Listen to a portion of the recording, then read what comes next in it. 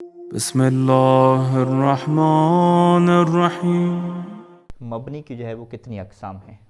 ٹھیک ہے جی، مبنی کی جو مصنف نے ہیں وہ 4 کیا ہے اقسام ذکر کی ہیں۔ سب سے پہلے انہوں نے ذکر کیا مبنی علی الکسر، ٹھیک ہے۔ اسی طریقے سے آپ مبنی کی 4 قسمیں کیسے بنائیں گے؟ مبنی علی الضم، مبنی علی الفتح اور مبنی علی السکون، ٹھیک ہے جی۔ یعنی ہمارے پاس 2 چیزیں ہیں، ایک کو ہم کہتے ہیں سکون اور ایک کو ہم کیا کہتے ہیں جزم، ٹھیک ہے جی۔ ان دونوں میں کیا فرق ہے؟ سکون جو ہے یہ مبنی کا حصہ ہے، سکون کو ہم کہتے ہیں کہ یہ کہاں پہ ہوتا ہے؟ مبنی میں ہوتا ہے، جبکہ جو جزم ہے یہ کہاں پہ ہوتی ہے؟ معرب میں ہوتی ہے، ٹھیک ہے جی۔ یعنی جزم جو ہے وہ اعراب کی قسم ہے اور جو سکون ہے وہ مبنی کی قسم ہے، ٹھیک ہے۔ تو لہٰذا مبنی علی الکسر، مبنی علی الفتح، مبنی علی الضم اور مبنی علی السکون کہیں گے، مبنی علی الجزم آپ نہیں کہیں گے، ٹھیک ہو؟ واضح ہو گیا۔ مبنی علی الکسر میں عربی زبان کے اندر ہم نے اسم جو ہے وہ دیکھنے ہیں کہ کون سے اسماء ایسے ہیں پوری عربی زبان میں کہ جو ہوں بھی اسم اور مبنی علی الکسر ہوں۔ مبنی علی الکسر کیا مطلب؟ کہ چاہے وہ فاعل واقع ہوں تو پھر بھی اس کے آخر پہ کسرہ ہے، چاہے وہ مفعول واقع ہوں تو پھر بھی اس کے اوپر کسرہ ہے، چاہے وہ مجرور واقع ہوں مجرور پہ ویسے ہی کیا کسرہ آتا ہے۔ یعنی کوئی بھی حالت آپ اس کی لے لیں ہمیشہ اس کے اوپر کیا آئے گا؟ کسرہ آئے گا۔ تو یہاں پہ مصنف نے کہا کہ ایک ہی ہمیں یہاں پہ اسم ایسا ملا ہے، ٹھیک ہے، پوری عربی زبان میں سے ایک ہمیں اسم ایسا ملا ہے کہ جو مبنی علی الکسر ہے، وہ کیا ہے؟ ہؤلاء ہے، ٹھیک ہے جی۔ ہؤلاء کیا ہے؟ اسم اشارہ ہے، ایسی ہے نا، اسم اشارہ ہے اور یہ جمع کے لیے ہے، ہا اس کے اوپر ہے تنبیہ ہے، اصل میں لفظ کیا ہے؟ اولائے ہے۔ تو یہ اس کے حمزہ پہ کیا ہے؟ یہاں پہ کسرہ ہے، حمزہ پہ کسرہ یعنی یہ مبنی ہے۔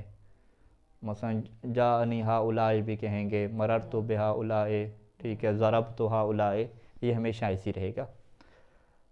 جبکہ جو باقی اسم اشارہ ہیں وہ ہذہ ہے تو وہ مبنی علی الکسر ہے یا کسر نہیں ہے، اس کی تفصیلات کیا ہے انشاءاللہ بعد میں ذکر کریں گے۔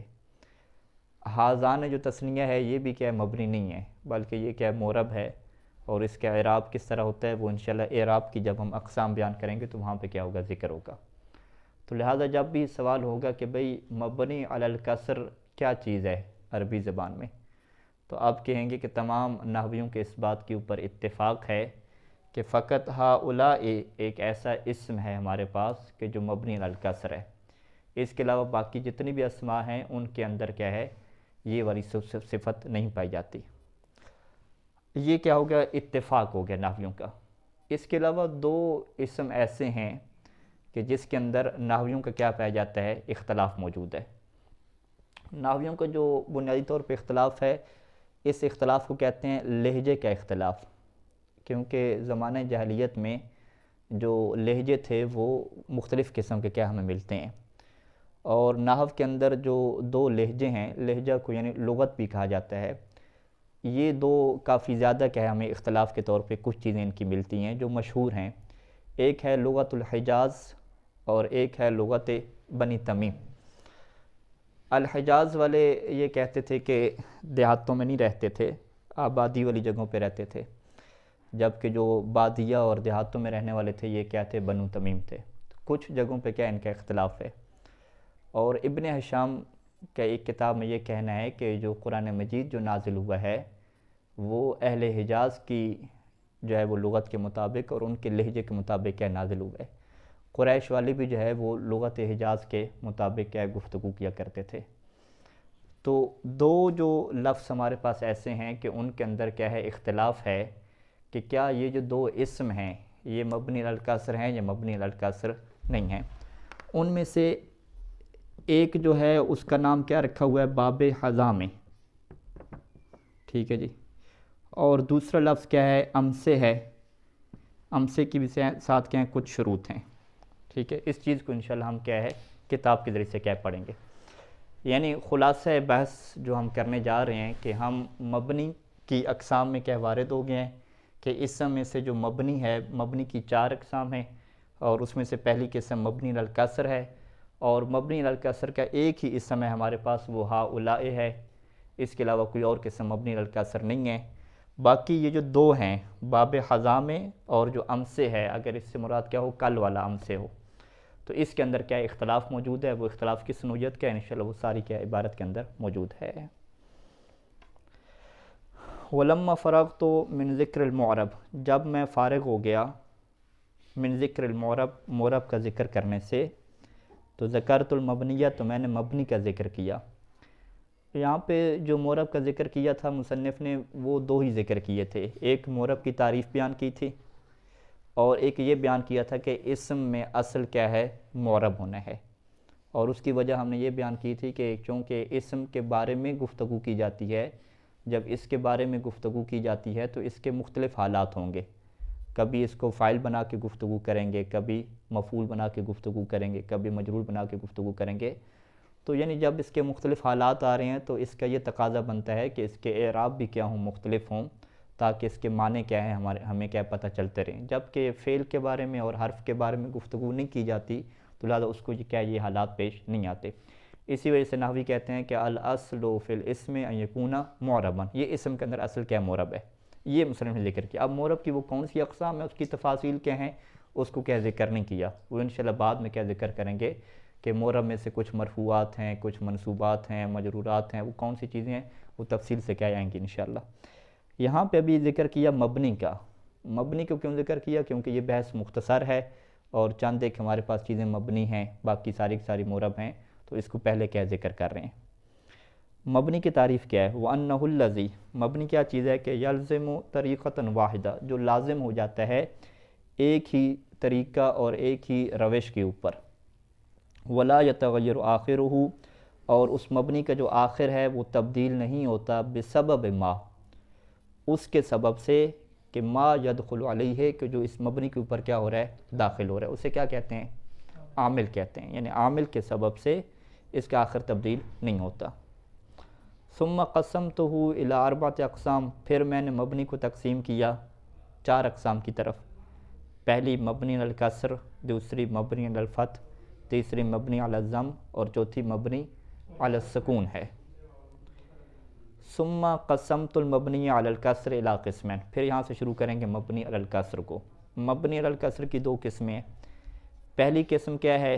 متفق علیہ ہے، اس کے اوپر کسی عربی دان کو اور کسی عربی لہجے کا کوئی اختلاف نہیں ہے، جتنے بھی عربی کے لہجے مشہور موجود ہیں یا غیر مشہور موجود ہیں، سب کے اس بات کے اوپر اتفاق ہے کہ یہ جو اسم ہے یہ کیا ہے، مبنی علی الکسر ہے۔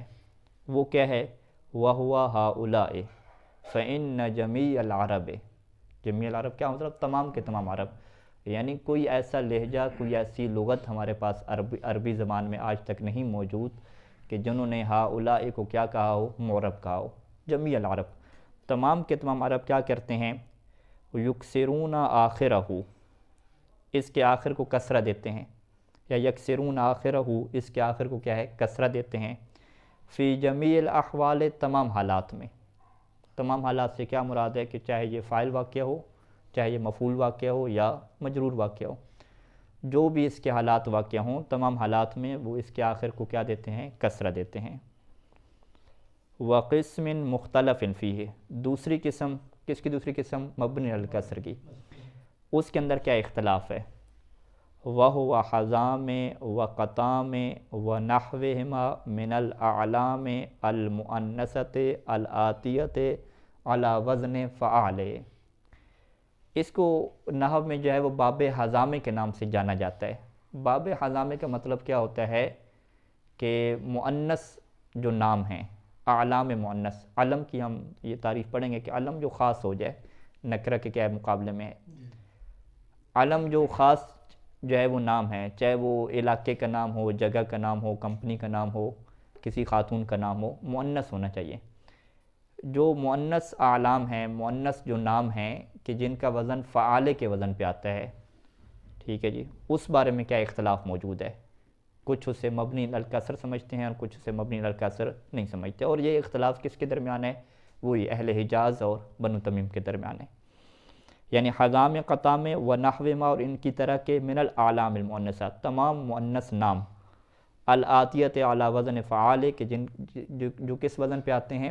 فعال کے وزن پہ آتے ہیں. ایک یہ ہو گیا. وہ ام سے اور ام سے ہو گیا. ام سے کا اردو میں معنی کیا ہے؟ کل. ٹھیک ہے جی. کل ہمارے پاس کتنی طرح کے کل ہیں؟ 3 طرح کے میرے خیال میں. ایک آنے والا کل بھی ہوتا ہے نا، ٹھیک ہے، جو کبھی نہیں آتا.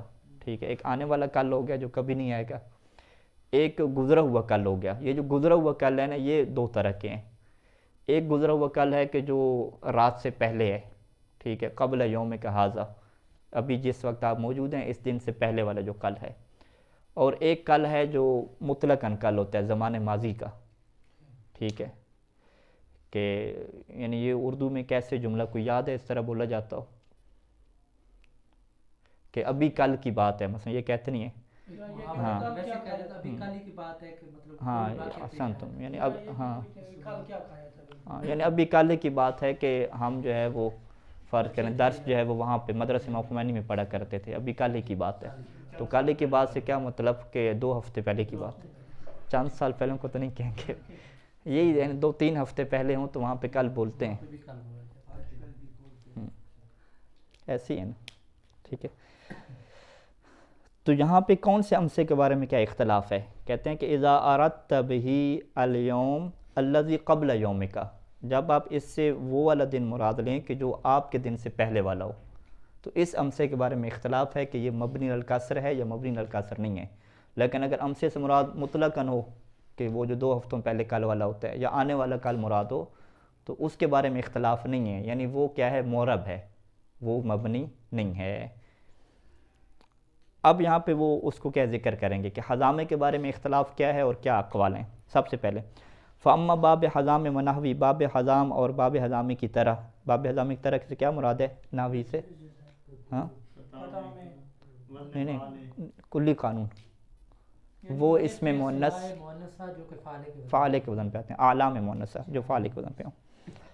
فاہل الحجاز یبنونہ علی الکسر مطلقا، تو جو اہل حجاز ہیں وہ اس کو مبنی کرتے ہیں کس کے اوپر؟ علی الکسر. وہ کہتے ہیں کہ یہ جو حضامے کا باب ہے یہ مبنی الکسر ہوگا. تو پس ہم اگر اہل حجاز کے مطابق دیکھیں تو مبنی الکسر ہمارے پاس 2 آ گئے. ٹھیک ہے جی، ایک ہمارے پاس مبنی الکسر ہؤلاء آ گیا اور دوسرا ہمارے پاس مبنی الکسر کون سا آ گیا جی؟ باب حضامے آ گیا. یہ اہل حجاز کے نزدیک ہو کے.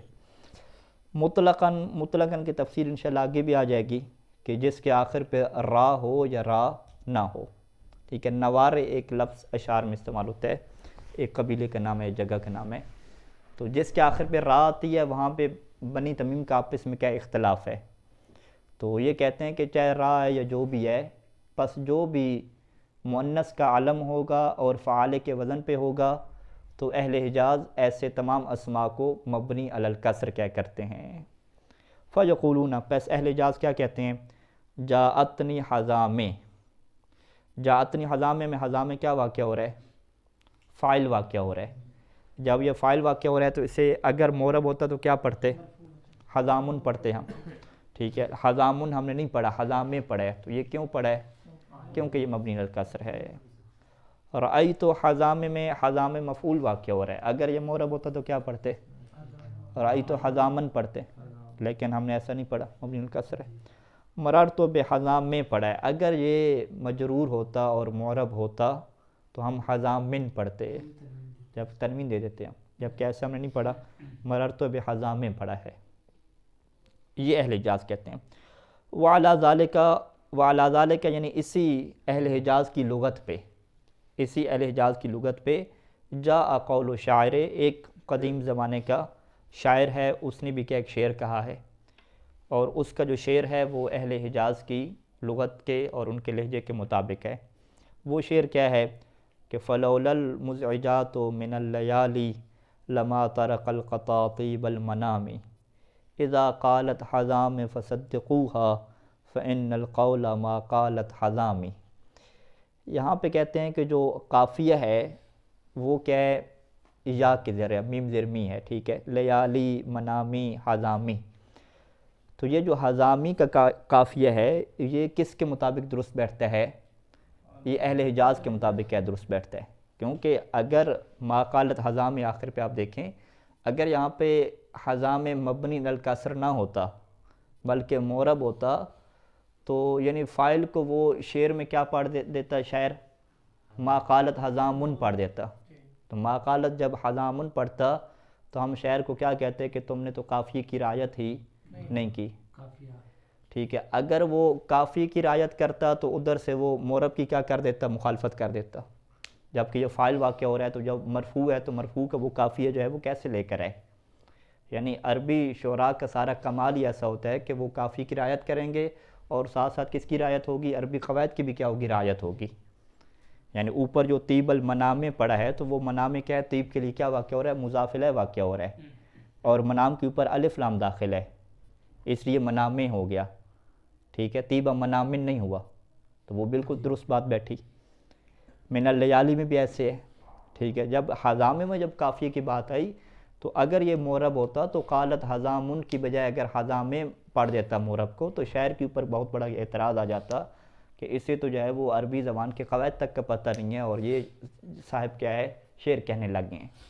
تو اس کا شعر یہ تبھی درست بن سکتا ہے کہ جب ہم یہ کہیں کہ قول و شاعر طبقاً علی لغت الحجاز، کہ شاعر کا یہ شعر تبھی درست بیٹھتا ہے عربی زبان کے مطابق کہ اگر اس نے یہ شعر کیا ہو؟ اہل حجاز کی کیا ہے؟ لغت کے مطابق کہا ہو. کیونکہ اہل حجاز کے مطابق یہ مبنی علی الکسر ہے.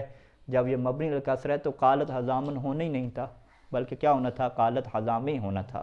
تو اس کا جو ہے وہ قافیہ بالکل ٹھیک بیٹھ رہا ہے اور عربی قواعد کی کوئی مخالفت نہیں ہے. یہاں پہ ابن ہشام کیا کہتے ہیں کہ فَذَكَرَهَا فِي الْبَيْتِ مَرَّتَيْنِ مَكْسُورَةً، کہ اس شعر میں جو ہے وہ ذکر کیا ہا کیا ہے؟ حضامے. حضامے کا ذکر کیا اس بیت میں، اور مرتین 2 مرتبہ ذکر کیا. اذ قالت حضامی آخر پہ کیا ہے؟ ما قالت حضامی. اور دونوں دفعہ کیا ہے؟ مکسورتاً ذکر کیا. مکسورتاً ذکر کیوں کیا؟ یعنی کیا وہ زیر زبریں لگاتے تھے؟ ٹھیک ہے، ہم نحو پڑھ اس لیے رہے ہیں کہ تاکہ ہمیں پتہ چلے کہ کیا حرکات ہیں. تو اگر شعراء حضرات جو ہے وہ زیر زبریں لگا رہے ہیں تو بحث ہی ختم ہو جاتی ہے نا. تو بحث کیا ہے کہ اس نے زیر زبریں لگائی ہوئی نہیں تھیں، لیکن شعر کے قافیے سے جو ہے وہ آپ اس بات کو جو ہے وہ پک کریں کہ قافیہ اسی بات کے مناسب بن رہا ہے کہ اسے مبنی علی الکسر رکھا جائے. ٹھیک ہے، یہ تب کیا بنے گا؟ شاہد بنے گا. یعنی یہ جو کہہ رہے ہیں کہ مکسورتاً فذکرھا مکسورتاً، ہم ابن شام سے پوچھیں گے کہ یہ کیوں شاعر نے مکسورتاً پڑھا ہے؟ کیا آپ شاعر کے پاس تھے اور اس کی زبان سے سن رہے تھے؟ ایسا تو نہیں ہے. پھر مکسورتاً کیوں پڑھا؟ وہ کیا کہے گا؟ علی طبق القوافی. ہم جو ہے وہ شعر کے قافیے کو دیکھ رہے ہیں، اس کے مطابق کہہ رہے ہیں کہ قافیہ اور شعر کا وزن کا یہ تقاضا بنتا ہے کہ اسے کیا پڑھا جائے؟ مکسور پڑھا جائے. معنی فاعل، جب کہ آپ کو یہ پتہ ہے کہ حضام میں کیا ہے؟ فاعل واقع ہو رہا ہے. تو یہ اس بات کی دلیل ہے کہ یہ جو دلیل اسے کیا کہتے ہیں عربی زبان میں؟ شاہد کہتے ہیں کہ ھذا شاہد، کہ یہ ہمارے لیے شاہد بن گیا عربی زبان کا یہ شعر جو جاہلیت کا کلام ہے کہ یہاں پہ جو حضام ہے یہ لغت حجاز کے مطابق مبنی علی الکسر پڑھا گیا ہے. شعر کا ترجمہ سادہ سا کر لیتے ہیں، اہم نہیں ہے. فلولا المزعجات، مزعج ازعاج سے ہے ٹینشن دینے والی پریشانیاں. فلولا یعنی اگر نہ ہوتی، فلولا المزعجات من اللیالی، راتوں کی اگر پریشانیاں نہ ہوتیں تو لما طارق القطا طیب المنام، تو یہ جو قطا ایک پرندے کو کہتے ہیں، غالباً اس کا معنی بٹیر کے ہے. تو یہ جو پرندہ ہے یہ طیب المنام، یہ میٹھی نیند کو کیا ہے؟ کبھی نہ چھوڑتا. اذا قالت حضام، جب خاتون کوئی بات کہہ دے، حضام بات خاتون کہہ دے، فصدقوها، تو اس کی بات کی تصدیق کرو. فإن القول، کیونکہ بات وہی ہوگی کہ ما قالت حضام، کہ جو حضام خاتون نے کیا ہے؟ کہی ہے. تو یہ اجمالی سے کیا ہے؟ ترجمہ ہے، اور اصل بحث اور اصل شاہد جو ہے وہ آپ کے سامنے واضح ہے. یہ کس کا نظریہ ہو گیا؟ اہل حجاز کا ہو گیا. تو اہل حجاز کے مطابق مبنی علی الکسر ہمارے پاس 2 طرح کے آ گئے، ایک ہؤلاء آ گیا اور ایک ہے باب حضام آ گیا. وافترقت بنو تمیم فرقتین، بنو تمیم ہؤلاء میں تو ہمارے ساتھ ہیں، لیکن باب حضام میں آ کے ان کے اندر کیا ہے؟ اختلاف پڑ گیا. ان کی بھی کیا ہے؟ 2 فرقے بن گئے. فَبَعْضُهُمْ يُعْرِبُ ذَلِكَ كُلَّهُ، بعض بنو تمیم ایسے ہیں کہ یعرب ذالکہ یعنی باب حضامے، وہ باب حضامے کو کلہ پورے کا پورا، باب حضامے کے تمام مثالیں جو بھی آ جائیں ان تمام کو وہ کیا کرتے ہیں، اعراب دیتے ہیں۔ اور یہ اعراب کون سا ہے، اس اعراب کو کہتے ہیں اعراب غیر منصرف۔ اعراب غیر منصرف کیا ہوتا ہے کہ تنوین نہیں آتی، حالت رفع میں ضمہ آتا ہے اور حالت نصبی اور جری دونوں میں کیا آتا ہے، فتح آتا ہے، واضح؟ تو وہ یہ والے اعراب دیتے ہیں، ٹھیک ہے، وہ اسے معرب رکھتے ہیں لیکن اعراب کیا غیر منصرف والے دیتے ہیں۔ یعنی بالضم رفعا، وہ ضمہ دیتے ہیں رفع کے ذریعے سے، یعنی بالضم رفعا یعنی وہ ضمہ دیتے ہیں حالت رفعی میں، وہ بالفتح اور فتح دیتے ہیں نصباً وجرن حالت نصبی اور جری میں۔ یعنی وہ یوں کہتے ہیں کہ جاءتنی حزامو بالضم میں کہتے ہیں، رأیت حزامہ، مررت بحزامہ، یہ دونوں کیا کہتے ہیں، فتح کے ساتھ وہ کہتے ہیں۔ تو یعنی اگر آپ یہاں پہ کوئی سوال کریں کہ اگر وہ معرب پڑھ رہے ہیں تو جاءتنی حزامن وہ پڑھ دیں، ٹھیک ہے، یا رأیت حزامن پڑھ دیں، جس طرح ہم کیا کہتے ہیں جاءتنی ہندن کہہ دیتے ہیں، تو آپ کیا کہیں گے کہ وہ معرب کہتے ہیں لیکن وہ اسے اعراب غیر منصرف والا دیتے ہیں، تو غیر منصرف میں کیا تنوین نہیں آیا کرتی۔ یہ ان کا پہلا نظریہ ہو گیا۔ وہ اکثرہم یعنی اکثر جو بنی تمیم ہیں، یفصلو وہ تفصیل دیتے ہیں، کس کے دوران تفصیل دیتے ہیں کہ بینما کان آخرہ راءن، کہ باب حضامے میں سے وہ چیزیں، یعنی ہم یوں کہیں کہ مؤنث کے نام جو فعال کے وزن پہ آتے ہیں ان کے درمیان کیا دو کیٹیگری ہیں۔ پہلی کیٹیگری کیا ہے کہ ما کان آخرہ راءن، کہ پہلا وہ اسم ہے کہ جس کے آخر پہ کیا آئے گی، را آئے گی، جیسے وبارے ہے، وبارے کیا ہے، اسم لقبیلۃ، ایک قبیلے کا نام ہے، اور قبیلہ کا نام کیا ہوتا ہے، مؤنث استعمال ہوتا ہے۔ ہزارے کیا ہے، اس کے آخر پہ بھی را آ رہی ہے، یہ ایک کوکب ایک ستارے کا نام ہے، یہ بھی مؤنث ہوتا ہے۔ سفارے اس کے آخر بھی کیا را آ رہی ہے، یہ اسم لمائن، یہ ایک خاص قسم کے کیا پانی کا نام ہے۔ فیبنیہ علی الکسر، تو یہاں پہ وہ کیا کرتے ہیں، اس کو مبنی علی الکسر کرتے ہیں، ٹھیک ہے جی۔ یعنی بنی اہل حجاز اور بنی تمیم کی جو اکثریت ہے ان کے درمیان کیا فرق ہو جائے گا کہ اہل حجاز بطور مطلق کے کہتے ہیں کہ جو حضامے کا باب ہے، اچھا یہ زال کے ساتھ لکھا ہوا ہے، زی کے ساتھ ہے، نہیں زال کے ساتھ ہے، ٹھیک ہے، کہ جو حضامے کا جو باب ہے مطلقاً چاہے اس کے آخر پہ را ہے یا را نہ ہے، وہ مطلقاً کیا ہے، مبنی علی الکسر ہے، جبکہ جو بنو تمیم کی اکثریت ہے ان کا یہ کہنا ہے کہ نہیں، اگر را ہوگی تو وہ مبنی علی الکسر ہے، اگر را نہیں ہوگی تو مبنی علی الکسر نہیں ہے۔ یعنی فیبنی علی الکسر کل حجازین، وہ حجازیوں کی طرح اس کو بھی کیا کرتے ہیں، مبنی علی الکسر کرتے ہیں۔ وما لیس آخر ران، اور جس کے آخر پہ را نہیں ہوتی جیسے حزام میں اور قطع میں ہے، تو فیعربہ اعراب ما لا ینصرف، تو وہ اسے اعراب دیتے ہیں، اعراب کون سا، غیر منصرف والا، یعنی بالکل وہ دوسرے کیا لوگوں کی طرح ہو کے۔ تو لہٰذا بنو تمیم کا کیسے ہم خلاصہ کریں گے کہ بنو تمیم کے دو گروہ ہمارے پاس ہیں، کہ ایک گروہ کیا ہے، وہ یہ کہتا ہے کہ یہ مطلقاً اعراب غیر منصرف آئے گا چاہے آخر پہ را ہو یا را نہ ہو، دوسرے کہتا ہے کہ نہیں، اگر را ہوگی تو ہم بنی حجاز کے ساتھ ہیں، ٹھیک ہے، ہم اسے کیا کریں گے، مبنی علی الکسر کریں گے، اور اگر را نہیں ہوگی تو پھر ہم کیا کریں گے، وہ آپ کے ساتھ ہیں، اپنے لوگوں کے ساتھ ہیں، ٹھیک ہے، یعنی ہم اسے اعراب غیر منصرف دیں گے۔ اچھا یہ کیا ہو گیا، یہاں پہ ہو گیا حضامے کے بارے میں۔ امسے کے بارے میں آ جائیں۔ وَأَمَّا أَمْسِ إِذَا أَرَدْتَ بِهِ الْيَوْمِ، جب آپ امسے سے ارادہ کریں اس دن کا، الَّذِي قَبْلَ يَوْمِكَ جو آپ سے ابھی پہلے والا ایک دن ہے، فَأَهْلُ الْحِجَازِ يَبْنُونَهُ عَلَى الْكَسْرِ، تو یہاں پہ اہل حجاز سے کیا کہتے ہیں، مبنی علی الکسر کہتے ہیں۔ تو یہ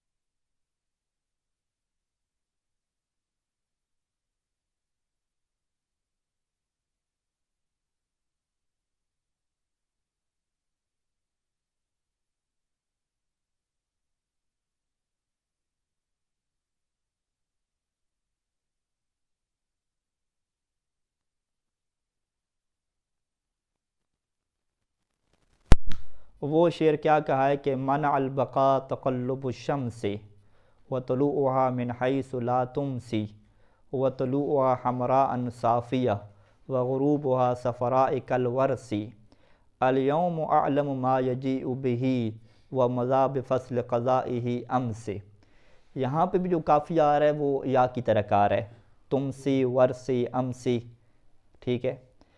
تو اس قافیے کا یہ تقاضا یہ ہے کہ جو امسے ہے اسے کیا ہونا چاہیے، مکسور ہونا چاہیے، جو آخری شعر میں ہے.